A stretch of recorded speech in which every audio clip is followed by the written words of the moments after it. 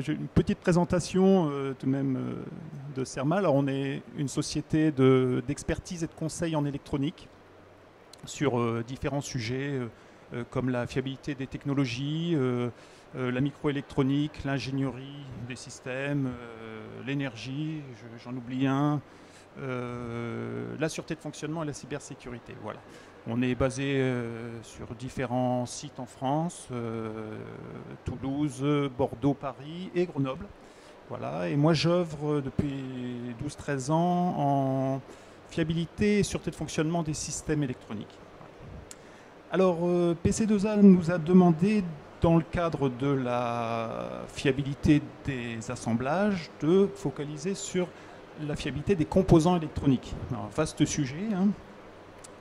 On va essayer. Alors, c'est pas moi qui le dis, on va commencer par ça, c'est pas moi qui le dis, c'est le RIAC, donc le Reliability Analysis Center, hein, qui observe les composants militaires depuis les années 70.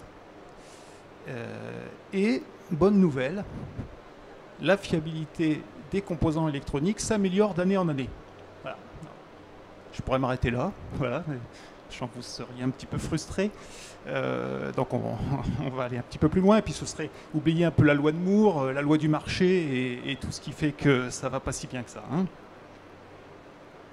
Alors on va commencer, prendre un petit peu de hauteur sur la fiabilité des systèmes électroniques, avant de plonger sur les composants. Donc la fiabilité d'un système électronique et sa fameuse courbe en baignoire, hein, pour caractériser son taux de défaillance. Je ne vais pas vous faire la leçon aujourd'hui. Est dépendant de l'utilisation, bien sûr, encore faut-il qu'elle soit adaptée, ça paraît assez logique, hein, si on stresse trop son électronique, ça se passe mal. Il y a, et ça je pense qu'il y a beaucoup de gens concernés aujourd'hui, la maîtrise des procédés, ça c'est extrêmement important pour la fiabilité, hein, alors que ce soit l'assemblage et peut-être encore plus important, l'intégration et l'installation des équipements. Un autre critère, bien sûr, c'est la conception, au sens large, hein, la conception, les schémas, mais aussi l'industrialisation, hein, ça va avec. Et enfin, le quatrième, c'est la fiabilité intrinsèque des composants électroniques. C'est le sujet qui nous concerne aujourd'hui.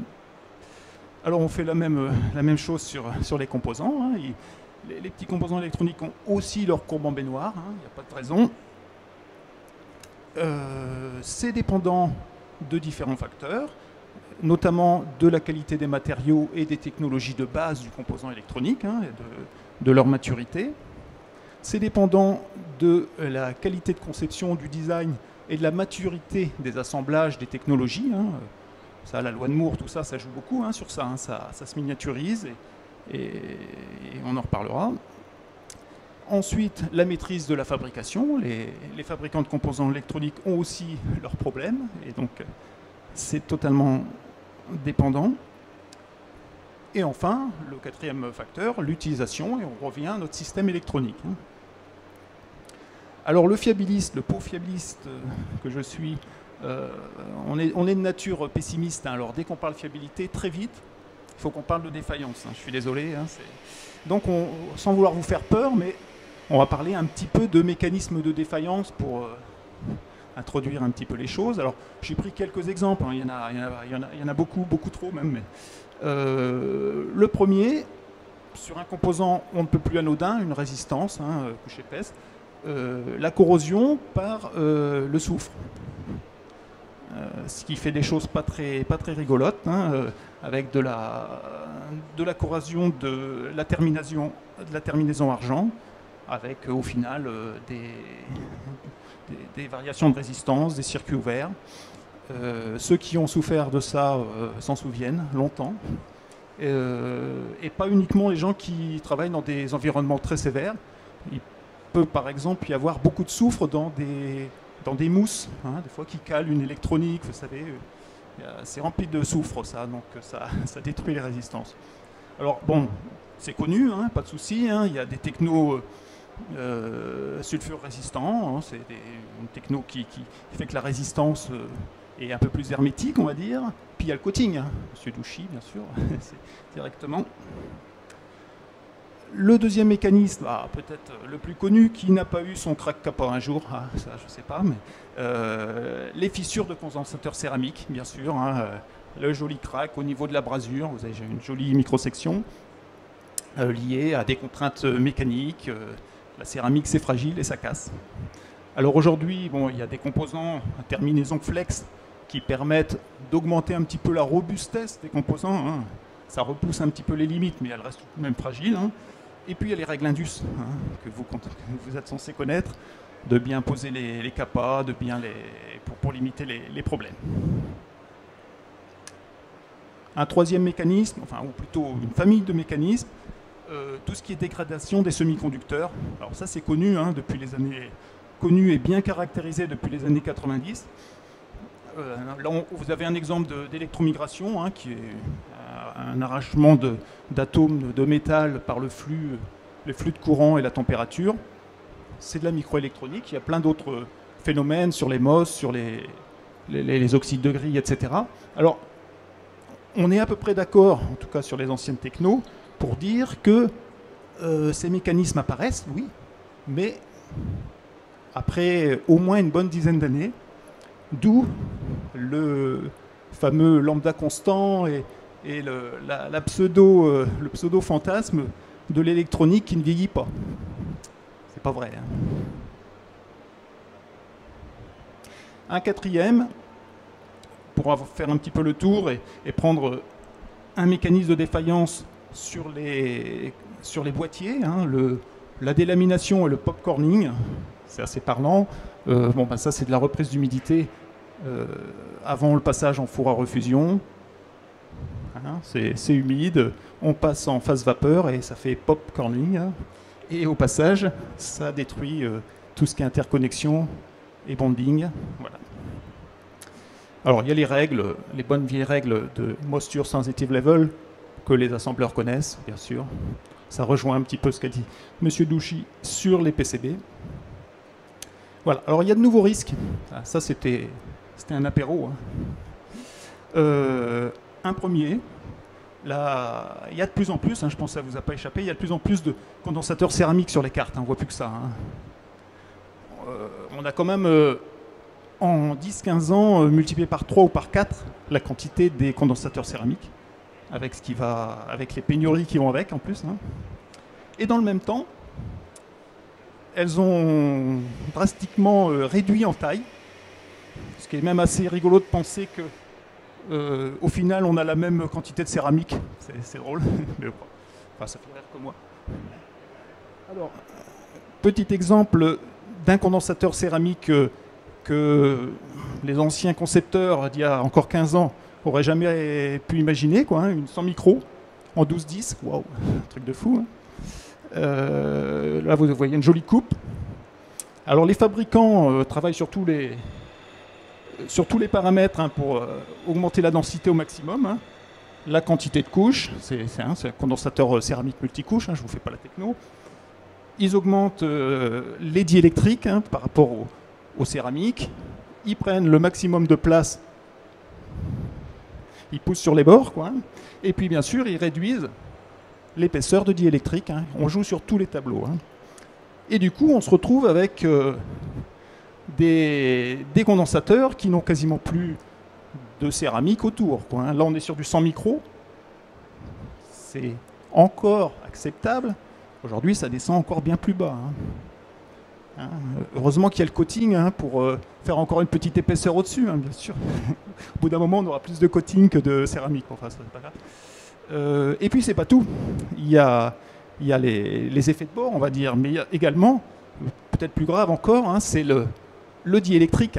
On est sur des épaisseurs, vous voyez, sur cette kappa d'1 micron, ce qui est encore limite acceptable. On voit des kappas bien en dessous. Donc on a bientôt plus d'électrodes que d'épaisseur de diélectrique. Ça marche, mais en fiabilité, c'est quand même moyen. Donc on a potentiellement des problèmes qualité, puisque c'est difficile à fabriquer, forcément. Donc des défauts de jeunesse. On a une sensibilité accrue aux fissures, classique. Là, le moindre petit crack, vous imaginez, c'est même plus des cracks, c'est des micro-cracks, puisqu'on est sans micro, le moindre micro-crack, on est dans les électrodes, hein, direct. Et puis, ce qui est un peu nouveau, de la sensibilité aux surtensions. La bonne vieille capa céramique, bien robuste, hein, eh bien, ça devient tellement fin qu'on commence aussi à avoir potentiellement des problèmes de surtension. Un autre risque potentiel sur les semi-conducteurs, les deep submicron. Donc là, vous avez une coupe d'un transistor MOS. Hein. Donc la loi de Moore qui joue à plein. Hein. Donc les technos, donc la taille de grille d'un transistor. Hein, aujourd'hui, on est quasiment tous en dessous de 65 microns. Donc on est en 22 nanos hein, sur les nouveaux microcontrôleurs. Donc on n'a vraiment plus grand-chose. Hein. Alors on sait bien, hein, ça se miniaturise. Sauf que les études montrent que les mécanismes de défaillance, comme l'électromigration et autres, n'ont pas changé. Ils existent toujours. Hein. Il n'y en a pas de nouveaux, ça c'est quand même bien. Mais ils arrivent plus vite. Normal, hein, c'est plus petit. Donc on est là où on était sur des technos il y a 20 ans, 15 ans, sur des technos qui effectivement faisaient le mécanisme des défaillances au-delà des 10 ans, voire bien au-delà. Aujourd'hui, on est sur, ça dépend de l'environnement bien entendu, hein, mais on est sur des durées de vie qui peuvent être allègrement en dessous des 10 ans, même sur le semi-conducteur. Le fameux semi-conducteur qui était censé avoir une durée de vie illimitée. Voilà, donc on se retrouve avec des dégradations prématurées, hein, donc des remontées de la courbe en baignoire un peu plus tôt que ce qu'on aurait prévu, potentiellement. Donc le lambda constant, c'est fini. Et puis, potentiellement aussi des sensibilités aux radiations. Ah, ça, c'est nouveau. Hein. Avant, c'était que le spatial hein, qui parlait de ça. Après, l'aéronautique. Et maintenant, c'est fini. C'est tout le monde. Hein. Même sur le plancher des vaches. Voilà, on a des single event upset. Donc des cases mémoire qui partent, etc., qui s'envoient en l'air. C'est possible. Et le troisième... J'arrête là. Les bondings cuivre. Alors ça s'est fait en catimini sans que personne n'ait levé la voix. Mais nos industriels, en 10 ans, hein, ils ont quand même changé pratiquement la totalité des bondings or, qui avaient fait quand même 40-50 ans de bons et loyaux services quand même, en bonding argent, alors bonding cuivre. Avec un peu de palladium pour l'instant, pour limiter la casse, mais quand même. Hein. Donc, le cuivre, métal plus dur, métal moins noble. Donc, avec des process, alors heureusement, les fabricants de composants sont quand même pas trop mauvais, mais sauf qu'ils ont des fenêtres de process extrêmement réduites. C'est plus dur, il faut appuyer plus fort, ça fait mal au circuit. Donc ils n'ont plus beaucoup de marge et du coup avec potentiellement des problèmes qualité, donc avec des défauts de jeunesse qui risquent de remonter. On a des problèmes de corrosion. Oui, le cuivre, ça se corrode. Donc potentiellement des durées de vie. Et puis ce qui va arriver, qu'on ne connaît pas encore, parce que 10 ans c'est quand même pas beaucoup hein, à l'échelle de la fiabilité, je peux vous le dire. Bon voilà, je vous ai bien fait peur, ou pas. Qu'est-ce qu'on peut faire pour avoir un peu plus confiance dans nos composants électroniques? Alors première chose, mais écoutez, se retrancher quand même derrière ce qui existe et derrière des standards de qualification. Donc on a un peu plus confiance dans son composant. On prend aujourd'hui un composant automotive. C'est au moins une garantie que le composant aura été qualifié de façon sévère, avec un nombre de tests important, des échantillonnages importants, que le fabricant sera contraint par des PIPAP, par des processus d'approbation qui feront que le composant ne pourra pas changer facilement, donc moins de PCN, moins de choses comme ça. Donc aujourd'hui, la ECQ, c'est une des garanties, c'est pas la seule bien sûr, mais c'est quand même une garantie assez intéressante. Juste quelques normes, voilà, elles sont la ECQ 200 pour les passifs, la ECQ pour les semi-conducteurs qui se déclinent en différentes familles. Vous voyez, la 06, on revoit les bondings cuivre. Il y a d'autres petits guides intéressants dans les AECQ qui pourraient être, qui valent le coup d'être lus, hein, comme le Zero Defect Guideline. Ça, c'est un vieux fantasme des gens de l'automobile. Ils croient encore que le Zero Defect existe. Ils sont gentils. Alors oui, l'AECQ, oui, c'est bien. Mais pour des raisons que le fiabiliste ne veut pas entendre, tout le monde ne peut pas choisir des composants automotifs. Donc il y a d'autres façons de faire, c'est au moins s'intéresser à ce qu'on monte. Hein. Quand on choisit son composant, on fait une analyse de BOM, et pas une analyse de BOM sur l'analyse de la valeur, hein, ça ne me regarde pas, hein. Sur la fiabilité et la qualité. Donc on se pose les bonnes questions. Est-ce que le composant que j'ai choisi, est-ce que le fabricant, il a pignon sur rue, est-ce que c'est connu? Est-ce que la référence, elle est bien mature chez lui? Est-ce que j'ai des spécifications critiques, les gammes de température? Ça, l'essai de qualification. En général, personne ne le fait. Pourtant, c'est primordial. Le composant que j'ai choisi par rapport à mon profil de mission, est-ce qu'il est bien qualifié en température? Est-ce qu'il est bien qualifié en cyclage? Il faut aller chercher ces données-là. Elles existent. Hein. Elles sont sur les sites ou il faut aller les chercher chez le fabricant. Mais ça permet de choisir entre un composant A et un composant B autrement que par son prix. Voilà. D'autres informations, les informations process. Mon composant, est-ce qu'il est sensible aux ESD, à quel niveau, est-ce quel est son niveau MSL, etc. etc. Tout ça, ce n'est pas au moment où on lance sur la ligne de fabrication qu'on doit s'en préoccuper, c'est au moment du choix du composant. Voilà. Et puis, se poser la question de la maturité aussi. Est-ce que mon composant, il est mature pour moi, pour mon application et pour mon système, hein. Pas chez Samsung. Hein. Samsung, il sera toujours mature, hein, pour vous. Deuxième arme que vous pouvez mettre en activité, c'est l'analyse de construction. Hein. Se poser des questions sur la qualité et la maturité de vos produits. Alors j'ai pris, on voit du macro-module, par exemple, la ligne DC-DC, hein, qu'on voit fleurir un peu sur tous les designs aujourd'hui. Hein. C'est une belle boîte noire. Soit vous le mettez et vous faites confiance à un MTBF fumeux donné par le fabricant, je ne vous le conseille pas. Ou vous allez un peu plus loin et vous regardez, vous faites un peu de construction, un peu de technologie, quoi. Qu'est-ce que j'ai à l'intérieur? Ça, c'est votre métier, quelque part, hein, les assembleurs. Hein. Donc, pourquoi pas vous poser la question aussi de quel est le niveau du COTS, de la qualité de la fiabilité du COTS que je suis en train de monter, hein, d'accord? Et on se pose des questions, on ouvre, et puis on peut trouver les problèmes que vous n'accepteriez peut-être pas chez vous, hein, du flux en excès, des billes, des problèmes sur des transfos, enfin voilà. Hein. Donc faut être un peu technologue, hein, pour faire de la fiabilité. Et ça, il faut le conduire au maximum de ce qu'on peut faire. Hein. Faut aller jusqu'au micromodule. Hein. Si vous montez un micromodule, il faut ouvrir le capot. Il faut se poser des questions, qu'est-ce que j'ai à l'intérieur et quels sont les risques par rapport à mon application. Voilà ce qu'il faut faire. Et puis bien sûr, il faut passer par les brasures, les BGA, les QFN et tous les problèmes potentiels. Il faut se les poser au bon moment. Donc un peu d'analyse de construction pour aller chercher les risques. Et enfin, troisième arme, les essais.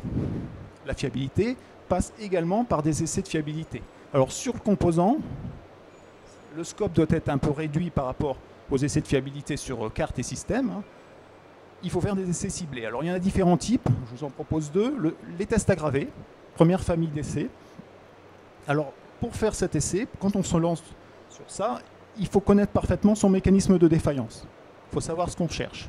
C'est ce qu'on appelle les failure driven tests. Hein. C'est vraiment ciblé sur le mécanisme. Alors on ne connaît pas a priori les facteurs d'accélération. On ne sait pas comment va, si vous faites 1000 heures d'essai, est-ce que ça représente 2000 heures sur le terrain ou est-ce que ça en représente 100 000? On ne sait pas. Donc on se lance dans ce genre d'essai. Et l'idée, c'est de rechercher des limites, c'est de la robustesse. Donc on monte en essai jusqu'à trouver une valeur où ça claque. Et ensuite, on fait différents essais en réduisant légèrement le niveau de stress, ce qu'on appelle le step stressing. Du coup, ça va durer un petit peu plus longtemps avant que ça casse. Première info. On recommence à différents niveaux. Ça va durer encore un petit peu plus longtemps. Et du coup, on peut projeter par rapport à notre niveau d'utilisation. Et on a une idée, alors c'est peu précis, hein, mais on a une assez bonne idée de la durée de vie, de la fiabilité que vous aurez. Et ça en quelques jours d'essai. Alors un petit exemple de réalisation sur un condensateur Tantal, sur des condensateurs. Une évaluation du risque sur des lots de composants vis-à-vis de la tension de claquage. Alors le condensateur Tantal est un peu chatouilleux en tension, hein, je ne sais pas si vous le savez, et notamment le fameux VBR est un paramètre critique vis-à-vis de la fiabilité et de la qualité du condensateur Tantal. Ils ne sont pas tous égaux par rapport à ce paramètre. L'étape 1, la robustesse. Donc on fait une évaluation de la marge en robustesse. Bon, là, vous voyez, c'est très empirique cette affaire. Hein. On fait un petit montage, hein, on reconnaît le petit condensateur, on le fait dans les conditions de température que l'on souhaite. On voit une buse à 85 degrés et on monte en courant, en tension, jusqu'à ce que ça claque. C'est bête. Hein. Voilà, et on arrive à, si on en claque suffisamment, avoir un peu une gaussienne et avoir ce fameux VBR. Et on sait quelle marge on a par rapport à la spec, par rapport à son profil de mission. Là, en l'occurrence, on a une marge de 2, on est content. Sauf que ça n'est que qualitatif. On n'a pas encore de données de fiabilité. On ne sait pas mettre ça sur un vébule, vous voyez. Donc, on passe à l'étape 2, le step stressing. Donc, vous voyez, bon, là, on passe sur de l'étuve, vous voyez le petit montage. On fait l'essai à différents niveaux d'essai, sur des plages de 24 heures, bon, 48 sur la première, puis on monte de 20 volts, etc. Et on regarde les dégâts. Et du coup, effectivement, ça casse. Alors, normal, hein, ça casse quand on commence à monter de palier. Il faut faire attention au niveau de switch. Après, bon, il y a plein de petites choses comme ça. Mais, et donc, on a une distribution de panne suivant les niveaux. On met tout ça dans Vébule, une jolie petite distribution, hein. Le graphe de Vébule, on voit qu'on est en défaut de jeunesse, hein, donc le taux de défaillance, suivant la pente, etc. Je ne vais pas vous faire le discours là, mais on est en défaut de jeunesse, donc on a bien un problème potentiellement de qualité de fabrication du composant. Et au final, on peut, sur cette famille et ce lot de composants, annoncer que, à tension nominale opérationnelle, on aura 10% de défaut au bout de 50 jours. Alors, effectivement, c'est ce qu'avait à peu près le client quand il est venu nous voir. Au bout d'un an, il en aura 20%. Au bout de 10 ans, il en aura 40%. Après, il décide ce qu'il peut. Hein. Mais surtout, ça permet en quelques jours, hein, d'essai, hein, à peu près une semaine, on va dire, de pouvoir avoir une vraie étude de fiabilité qui aurait pu mettre des mois, 6 mois, 1 an avant de se rendre compte vraiment de l'ampleur du dégât. Et puis surtout, ça permet d'aller vers du déverminage, de choisir un lot plutôt qu'un autre, etc. Voilà l'idée. Alors il y a une deuxième famille d'essais, plus traditionnelle, donc le vieillissement accéléré. Donc là, on reste globalement dans des grandeurs plus acceptables, c'est-à-dire qu'on ne va pas à la casse, on ne fait pas de la robustesse. Donc on va au-delà du profil de mission, bien sûr, pour quand même accélérer les essais, hein, bien sûr, mais on reste dans des niveaux acceptables. Et surtout, on connaît les lois d'accélération. C'est-à-dire que d'autres ont déjà travaillé pour nous. Il y a eu des thèses, il y a eu des essais chez les fabricants qui montrent que telle contrainte suit telle loi d'accélération, Arrhenius en température, Norris-Landsberg pour le cyclage thermique des brasures, etc. Bon, quelques exemples d'essais. Il manque quand même la vibration, mais globalement, on tombe souvent sur de la température haute, assez classique, hein, du cyclage, la température-humidité et de la vibration.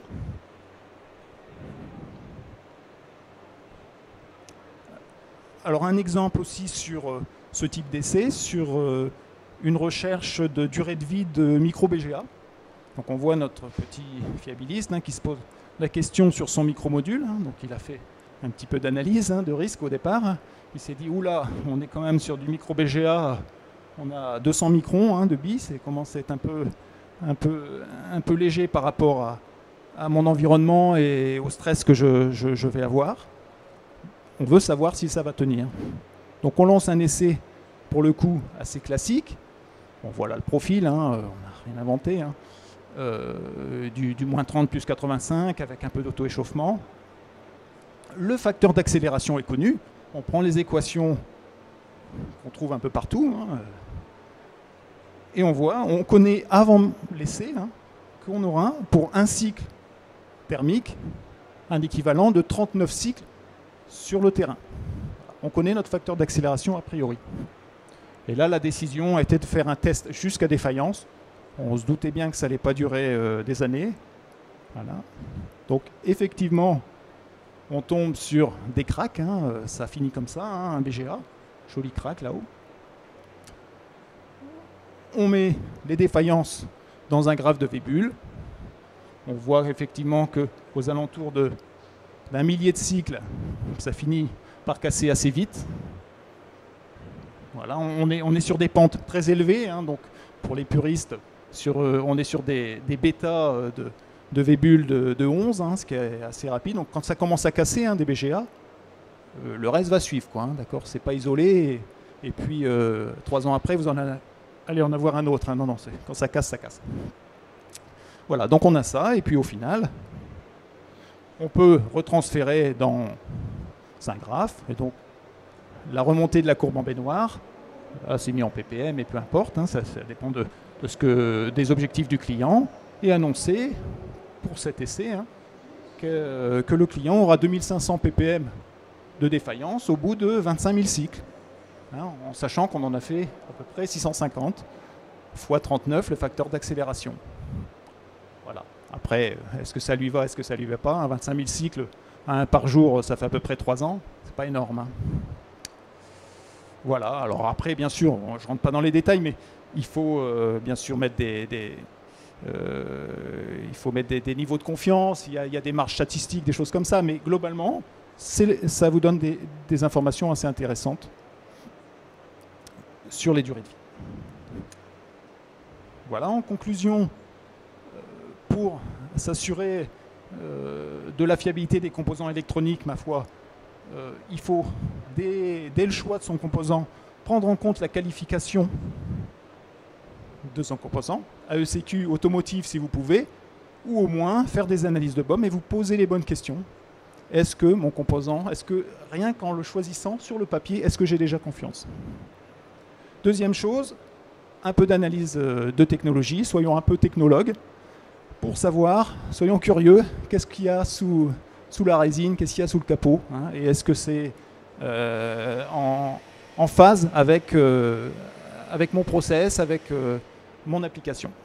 Et enfin, un troisième arme, l'expérimentation, alors ciblée sur composants, je ne parle pas au niveau carte et système, expérimentation ciblée sur des risques que vous auriez identifiés a priori, d'accord?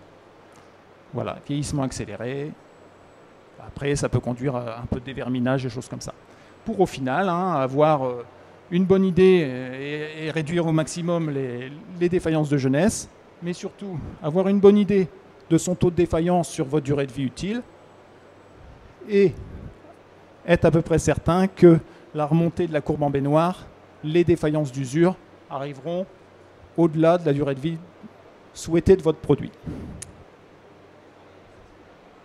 Voilà, je vous remercie et ma foi, on est à votre service si vous avez besoin de conseils.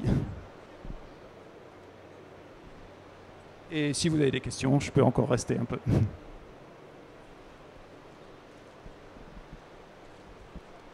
Merci. Simplement une petite question sur les outils mis à disposition, typiquement la 1217F qui est relativement ancienne. On a aussi le FIDES qui nous permet justement de définir une fiabilité de carte électronique. Est-ce que vous avez des informations sur le PISTIS qui devait sortir au niveau 2020? Non, vous n'avez pas d'informations vis-à-vis de ça?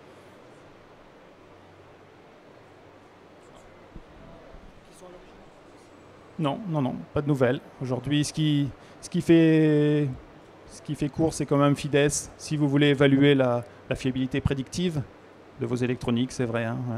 Alors, au passage, hein, la fiabilité prédictive, FIDES, 1000 HDBK, etc., n'a jamais fiabilisé un système électronique. Hein. Vous en êtes tous conscients, j'espère. C'est juste une image. Hein, on est d'accord, oui. Voilà. Mais sinon, non, excusez-moi, je n'ai pas la réponse. Une autre question? Quand tu parles de rayonnement là, sur les condensateurs, donc on peut parler rayonnement contre le rayon X par exemple, ça peut avoir une incidence ou pas? Alors effectivement, c'est pas sur les condensateurs, c'est sur les puces, hein, sur les semi-conducteurs. Alors effectivement, il y a une histoire de dose. Et trop de RX, effectivement, ça pourrait commencer à endommager, à amener des problèmes. Oui. Alors aujourd'hui, le spatial se pose un peu ces questions-là. Donc effectivement, ouais. Il y a. Le RX, c'est une radiation comme une autre, et elle est préjudiciable également. Ouais. Alors c'est rarement destructif, hein, les problèmes de radiation. C'est rarement destructif, ça vous fait bouger une case mémoire, choses comme ça. Sauf dans certains cas où vous venez court-circuiter une alim et là ça vous casse le circuit. Mais en général, voilà, vous changez une case mémoire, donc c'est ce qu'on appelle du soft error rate. Hein, c'est choses, voilà, il y a le bug et ben pour une fois, c'est pas de la faute du softeux, c'est de la faute du hardeux. C'est étonnant. Voilà.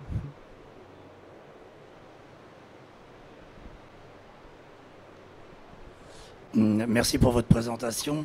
Dans les différentes méthodes que vous avez présentées, il y a à chaque fois comme hypothèse qu'il y a une compréhension a priori des mécanismes de défaillance.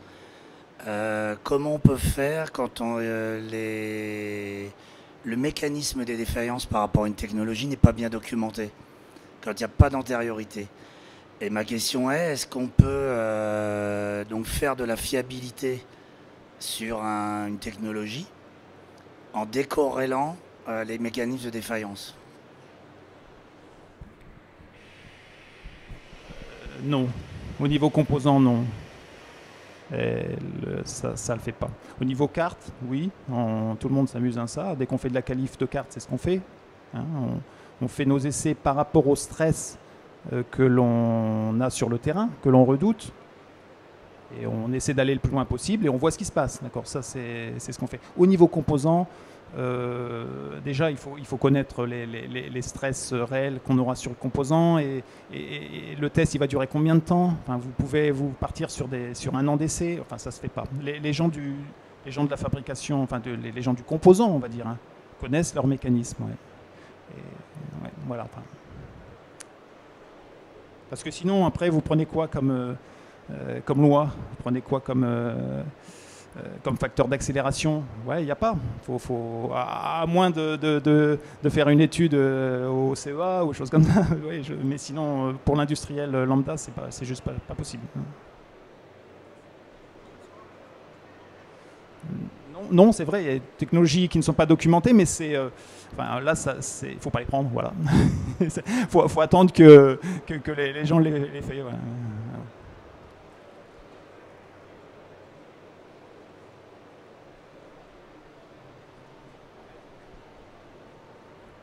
Lambert, une question. Lambert, une question. Une question. Qu'est-ce que tu veux que je te dise? Une question, Lambert. Oui, moi je suis LG Consulting et je travaille sur les problématiques de prévision de durée de vie des composants électroniques ou autres et des systèmes. Et ça, évidemment, il y a une relation très directe avec ce que vous a présenté Olivier, c'est-à-dire qu'il faut à quoi servent les essais? Pourquoi faire des essais? Les essais, de mon point de vue, c'est d'abord pour valider un modèle de dégradation. Parce que si vous n'avez pas de modèle, il l'a dit, vous ne pouvez pas faire de prévision. Donc il faut d'abord avoir un modèle physique, programmer des essais pour valider le modèle et avoir des paramètres du modèle. Et après, vous pouvez faire une projection sur l'avenir, parce que dans beaucoup de domaines, avancées, par exemple dans l'avionique, l'automobile, on vous demande de faire des garanties sur 10 à 15 ans maintenant. Alors le problème, vous faites des essais pendant 1000, 2000 heures, 3000 heures au grand maximum, ça coûte cher. Et comment faire une prévision à 10 ou 15 ans? Et là, c'est quand même un sacré problème. Il faut bien injecter de la connaissance au départ, c'est ce que tu as dit. Faute de quoi, on tirera pile ou face, quoi. Voilà. Merci Robert.